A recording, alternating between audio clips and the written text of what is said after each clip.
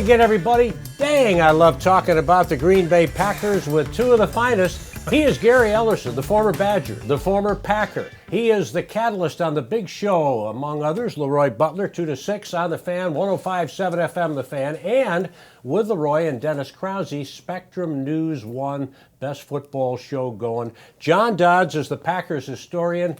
He is absolutely as good as it gets. I'm Tom Pipins. Thanks for joining the Pip and Dodds podcast featuring the star of the show, Gary Ellerson. A get-well game for the Pack, 31-13 over the New York Giants. I would get it sooner or later. I'm thinking ahead to Washington already. Yeah, here's Johnny. But I hear you on the radio saying, I don't know, Aaron Rodgers 4 touchdown passes. The offense, does it have an identity? They can't get Aaron Jones going. Matt LaFleur, Gary, is talking about personnel maybe not right when we've got 33 in there. I've got to do a better job of play calling. What to make of what went on in the Gotham City? I guess what to make is the Green Bay Packers went and got a win on the road. It's tough to do that in the NFL. But if you're like most Packer fans, right, you've got these two quarterbacks, Brett Favre and Aaron Rodgers, Hall of Famers. Not a lot of teams have been able to do that, back them up like that. I mean, Joe Montana and Steve Young, but if you look around the history of the league, those guys don't come around very often. So I feel the angst from Packer Nation, where they feel like they won another Super Bowl, and I get it. So I think that's where the measuring stick is at. Is this team good enough to get to a Super Bowl or to win a Super Bowl? And I think that's the big picture that we're trying to look at right now for the Green Bay Packers. So a lot of people thinking 7 wins, 8 wins, 9 wins. John Dodds said 12 wins if memory serves. And John, they're on pace for 12, if not 13. The difference between a 10-6 team and a 6-10 team is health. And the key guys, if the top guys on your cap are healthy, Bulaga, Rodgers, Bakhtiari, Aaron Jones, and Kevin King. Those are my big 5. They've been healthy all year. They've had the same starters, from week 1 all the way till now. So they haven't had that since 2014. So they've been very fortunate who they've played. They played Kansas City when they were down linebackers, so they were able to isolate Aaron Jones. They've been taking advantage and dominating the weaknesses of other teams. So as long as they can generate turnovers and the other teams are hurt and they're healthy, they're going for a bye. I don't know if they can do it, but the big game, though, this week was Minnesota losing at Seattle. Yeah. So now Green Bay has everything in its control. They can even lose to Minnesota. If they win their other 3, they're guaranteed to win the North. Well, we'll talk about that in our next podcast because I don't know if anything is a given with this team. But no. Gary, Aaron Rodgers 4 touchdown passes. Perhaps that's why you want the home game, right? Because of the snow and all. If anything, he's not what he was at 26. No. But that favors the offensive player. And I thought he looked great. He made a couple of throws that, as you're well aware, only he can make. No doubt about it. And I think, that's what makes Aaron Rodgers, right? I mean, that's the Hall of Famer.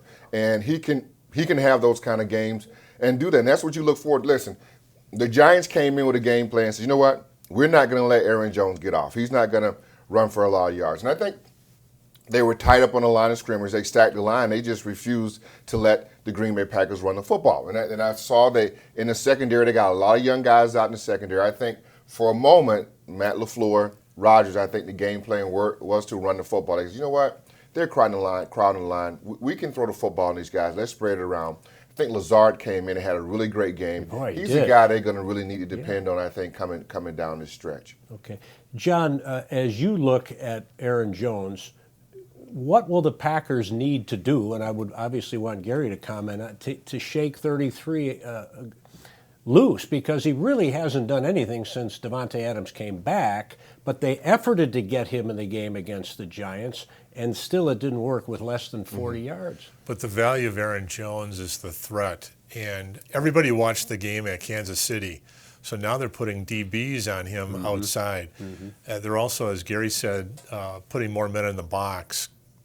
New York made a conscious decision to stop the run. That leaves Rodgers with bigger windows. So the threat of Aaron Jones is big, but you cannot overuse Aaron Jones.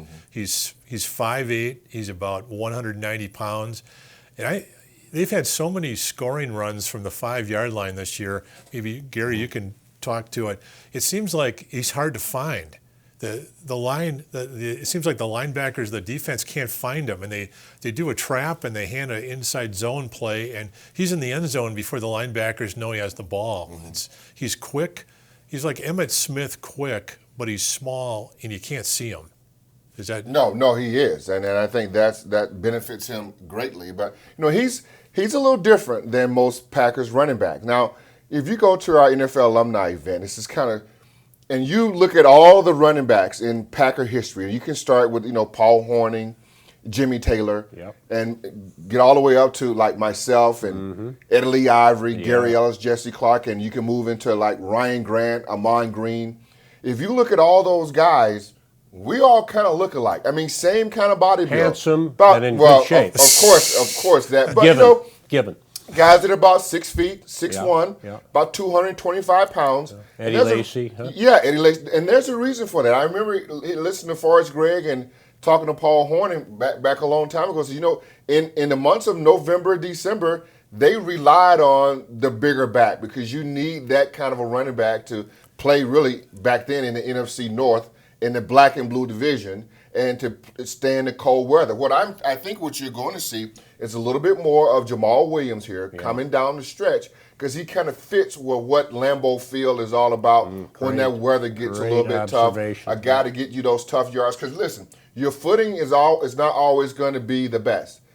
Edgar Bennett, another guy, we should call him a mutter or whatever. Yeah. And so in Packer history, if you look at Aaron Jones, he's almost an outlier of what the Packers running back look like. I'm not saying he can't work because he can. John, you're absolutely right. Because what he is, he's a threat. And he can shake and shimmy. Yes, and he has forced teams to say, okay, we're going to put 7 guys in the box, we're going to put 6 guys in the box, and we're not going to let him beat us. And you're right. That's what ended up happening with the Giants game. They were able to get some passes downfield, the windows open, wide open for Aaron Rodgers, and he was able to complete some passes downfield. Defensively, fellas, Mike Pettin, some people are, is he going to be on the hot seat again? And this was Daniel Jones. They get the turnovers, though, right? The 3 picks of this young, big kid who has a bright future, but obviously didn't play well. He's turned the ball over, 18 times total? And so, but still, the 3 turnovers, and they were good in the red zone, but up and down the field they go. So what to make of this defense? As Gary said early, now everybody's excited. Look, if you're going to get to 9-3, we want to know if you can get farther along here, toward the finish line.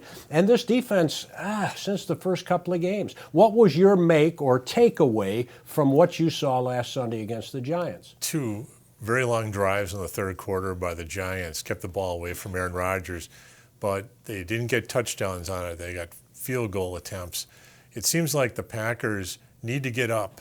If they get up, they can't stop the run. They're very weak up the middle, and Kenny Clark has been nicked up since the start of the year, so he's not the top player that you think. He's probably playing about 75% due to leg injuries.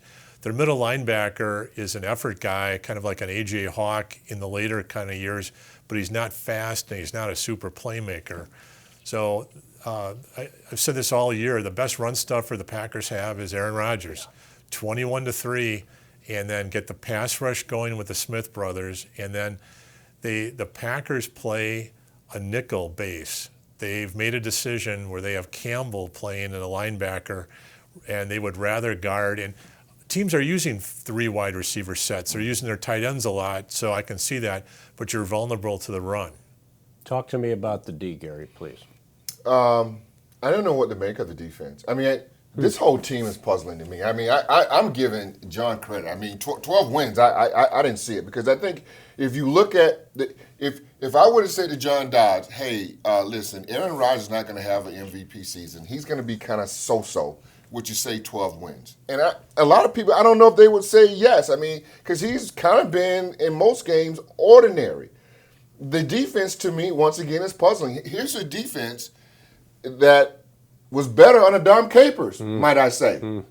And so that's a little bit... That's deflating. That's puzzling, right? Right? That's puzzling, right? Yeah. The special teams is worse. Horrible. And we didn't like Ron Vermont Cook. Smith negative yardage, Right. you're gone. We didn't like run Zook. We basically ran him out of town.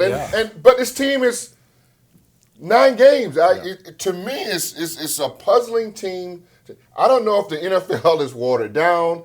Here's what I do know, right? I think at the end of the day, I think the Green Bay Packers have beaten the teams they're supposed to beat.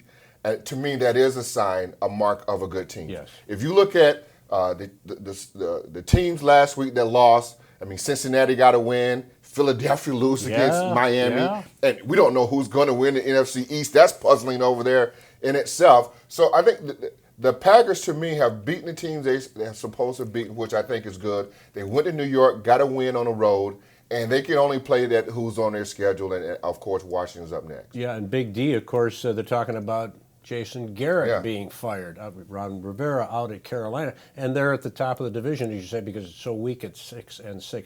John, historically speaking, okay, let me bring that gift you have in there. 9-3, these Packers. Any kind of way to compare them to anyone you've seen in the past?